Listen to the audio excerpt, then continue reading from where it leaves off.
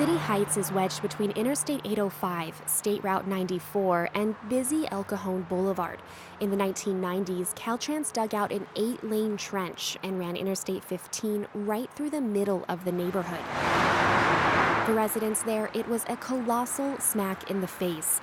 They'd already seen the last remnants of 1930s and 40s suburbia razed and crammed with shoddy apartment blocks, no room for parks or libraries. Crime had gotten so bad, the community's own business association papered billboards with a plea. Welcome to City Heights, crime capital of San Diego. Won't anybody help? When we started the office building across the street, the opening day, when we started construction, the superintendent called me and said, there's a guy who just got shot and he's dead on the corner here. It was a pretty wild place. Jack McRory was city manager at the time and became the architect of the city's intervention there. He meets me in what was ground zero. Back then, the scene of gang murders and crack deals, the City Heights urban village now anchors a police station, park and rec center, library, and affordable housing. The city pulled it off with significant help from the late Saul Price. The founder of Price Club, which was bought by Costco, infused millions into the project, and his family's investment in the community hasn't let up. The foundation estimates it's spent $200 million there since 2000, about half on transforming the diverse neighborhood with bricks and mortar. Full disclosure, Price Philanthropies also helps fund KPBS. Saul Price's son, Robert. We're in this for the long haul. This community is an amazing community. It's a community of immigrants. And I think this country was founded on the basis that immigrants from other lands who needed opportunity could come here and make a life for themselves. I think there's always going to be a need for that.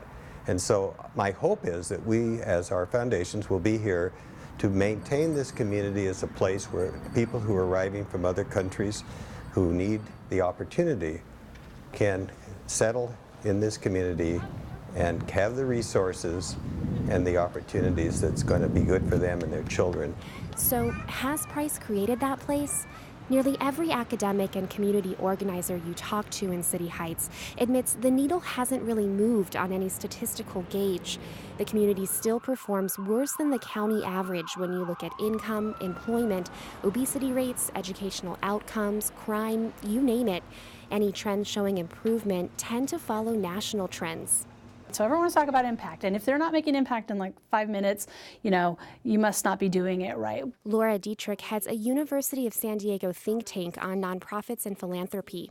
But if you think back to the beginning of a big company like eBay or Amazon, and you look at how long it took them to even break even, investors didn't blink an eye. We think that's normal. I think sometimes we have to be very realistic about what we're trying to achieve and how long that's going to take. Dietrich, Price, they both point out that reversing generations of disinvestment is going to take, generations.